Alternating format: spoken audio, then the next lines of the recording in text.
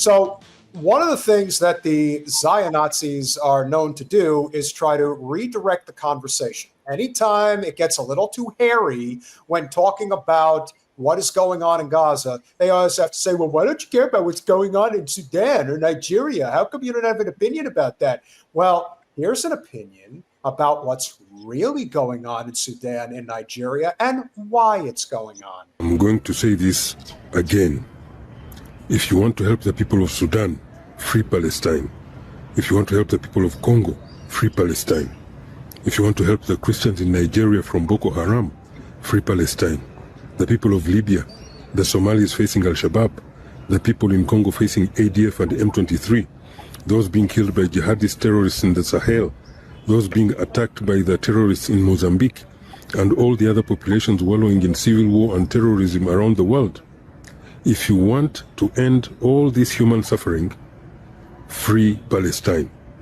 Until you understand that those who are butchering children in Gaza are the ones who are designing, funding, and orchestrating secretly all these jihadist terrorism and civil wars, until you start condemning the single biggest state sponsor of global terrorism, until you have understood the bigger picture, you have not understood anything at all about Israel and how far its evil tentacles and global ambitions really are. Mm-hmm. Jay, your thoughts, sir? Look, I got to give a shout out to Florida Palestine Network again because let me read a quick paragraph. This talks about solidarity. It says the cause of Palestinians isn't just for Palestine only.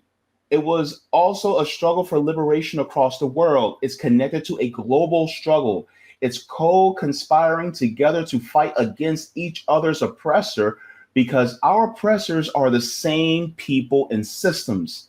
Global solidarity goes across all other struggles. So if we want to fight against Zionism, if we want to fight against what elements are oppressing people in places like Sudan, in Congo, and Haiti, if we want to fight against these oppressors in Harlem, right?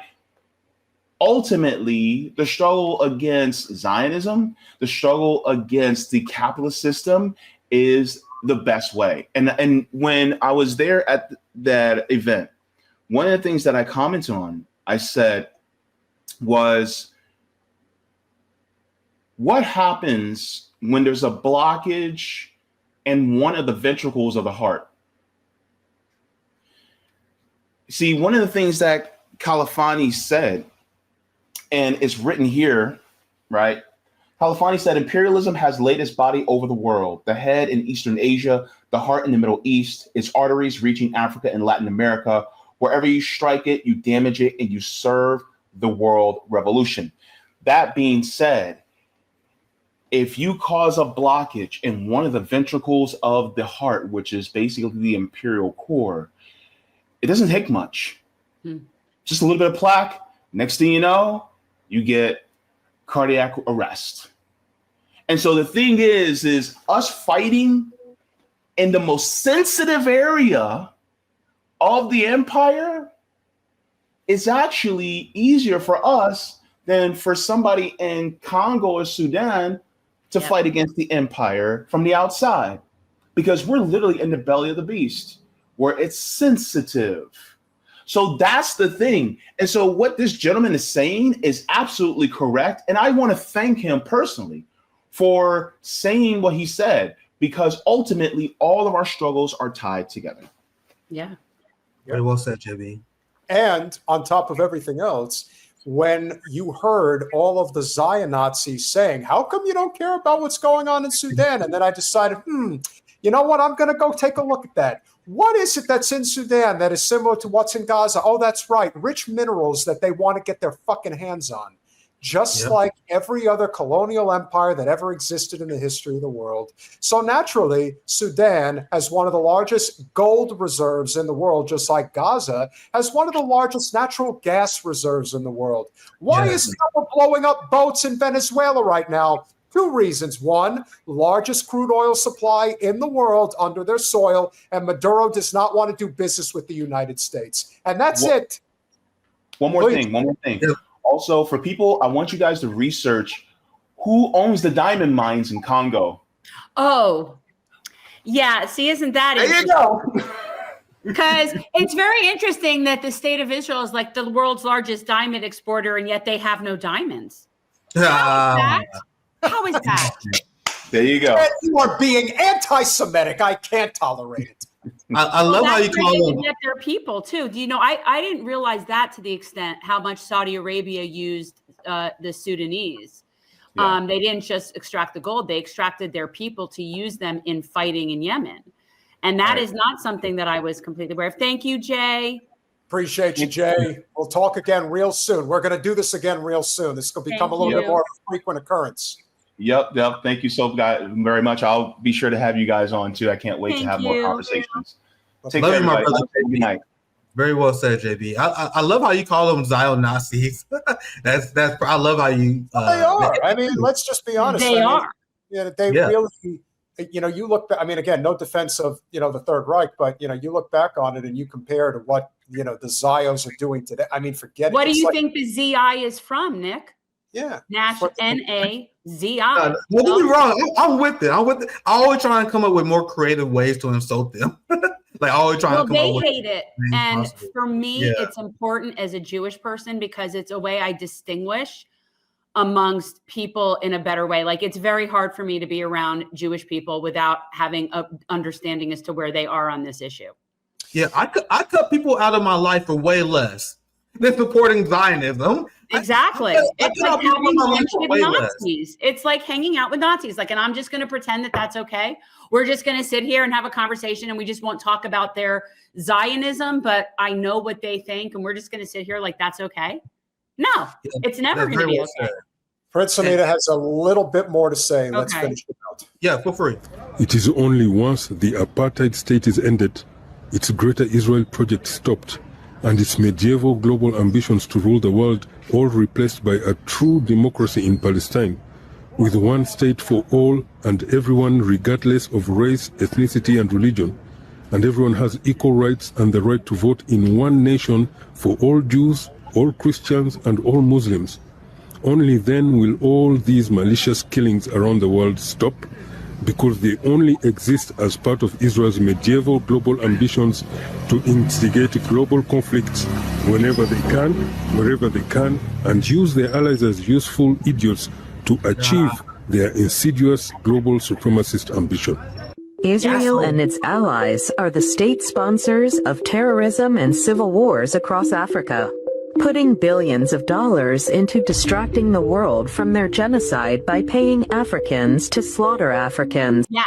See, and that's something. And we were going to touch a little bit on what's going on in Nigeria, right? Were we going to talk about that, or we don't need to get into all of that right now? I have some thoughts. Well, I think it's, again, there's a significant crossover, but it like anything, like we've always said, show me a conflict and I'll show you the profit as the motivation. Our tentacles are all over this. That my only complaint about this is saying Israel and its allies. It's American empire. It's American empire. This is exactly why we say globalize the intifada. Yes. And this is why I wish Zoran would have explained this instead of throwing the Palestinian resistance under the bus, because globalize the intifada means standing up against this global system of imperialism. We're all victims of Zionism. You know how many people I know that lost their jobs, who was financially retaliated against because they spoke up against Israeli genocide? I know professors who lost their job. I know quite a few people within my network of activists who've been financially retaliated against. Then you have the people in Sudan. You have all the people in the Congo. You have the people that Israel is bombing, their neighbors, Lebanon, Syria. So when we say globalize the intifada, it means rallying the entirety of the working class against this Zio fascism, the Zio Nazis, as I love how you guys call them, because it's a system of imperialism. It's a system of imperialism that is upheld by Christian Zionism, which is a gigantic funder of it. You have Muslim Zionist traders in the Middle East, like the head choppers in Syria, who enable and coordinate with the Israeli state. It's an entire system that must be brought down, which is why we must say globalized intifada. The UK is a fascist state. The UK has descended into full-blown fascism to protect Israel. Germany is completely gone. They got a BlackRock prime minister who is implementing censorship on behalf of Israel. So the Palestinians are facing the genocidal brunt of this. But we are victims of living within this fascist regime that prioritize the interests of their favorite settler colonial state in Israel, which is meant to be a colonial outpost in the Middle East to control and dominate the Middle East. In order to keep that and maintain that, they implement fascism at home. And we all need to stand up against it. That's why globalized intifada is extremely important. They connect it all. You guys know how many amazing conversations I had with my dear Palestinian brothers and sisters who explain they stand in solidarity with us when it comes to reparations. They stand in solidarity with us in our fight against the police state, because we understand that our struggles are interconnected.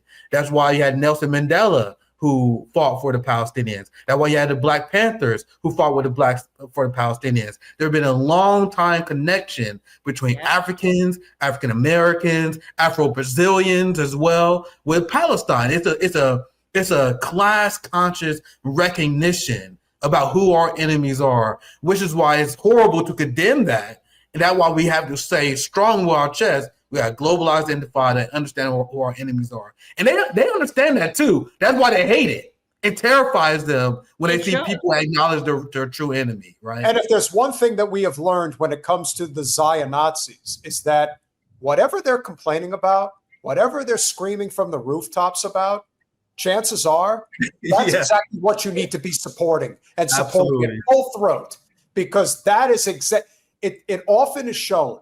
This was one of the reasons why Jen ran against Wasserman Schultz, and we're going to close the conversation this evening with a little story that I think you'll appreciate. The one thing that Wasserman Schultz has made her mission in life, that since she's been in Congress, she has been attached at the hip to Netanyahu, Milikowski, and making sure that anytime she gets her hand on an opportunity to push legislation, it's always anti-BDS legislation. That is what she is known for. That is what she fights for. And I'm thinking, yeah, if that's what she's fighting for, then clearly we need to be fighting for the exact opposite, because the exact opposite is the liberation of the United States and the world. That's what needs to happen. And so I want to close with this. We remember where our disagreement happened and where we broke our conversation a few years back. When we went to help Nina in Ohio for her second go around, and we showed up the weekend of the election. Yeah. The very first person that we saw, the second we entered that building to her headquarters, who's sitting there with his big ass crack showing? Jeff fucking Weaver. And the second I saw him, I said, you know, we could turn around and get on a plane right now, because she's losing this race. Because whatever he's involved in, whatever the people that are involved in this campaign, and I'm thinking to myself, if Jen even had a fraction of this money, knowing what we know in terms of how to run these races, she would have had an excellent chance. But I often think that sometimes these candidates are meant to lose on purpose. Not that they're necessarily trying to lose, but that the system is set up in such a way that if they suspect for even a second that you're not fully on board with our agenda, they're going to cut you off at the knees. And that's exactly how I felt being there. And that's what I thought, yeah, Nick's right, 100%. Like, this is not a question of, do we want to support Nina? No, we do. And I'll always love her. She's a friend. But you still have to be able to criticize your friends. We can't live in this world where we can't actually say, yeah, you're doing this wrong. Like, this is not going to work. And now we're seeing it come full circle. I would like to think that, with rare exception, and there will be primaries this upcoming year for sure, especially in New York. We're going to see a handful of those. But with that said, I don't think people are being fooled anymore. I do think that what I always maintained was Lincoln's greatest saying, which is, You can fool some of the people all the time. You can fool all the people some of the time. You can't fool all the people all of the time. And that is the stage we're in right now. They're running the same playbooks. They're not very good at being subtle. And we are onto what they're doing. And so as a result, these coalitions that we're forming, which is outside of the two-party duopoly, is probably what scares them more than anything else.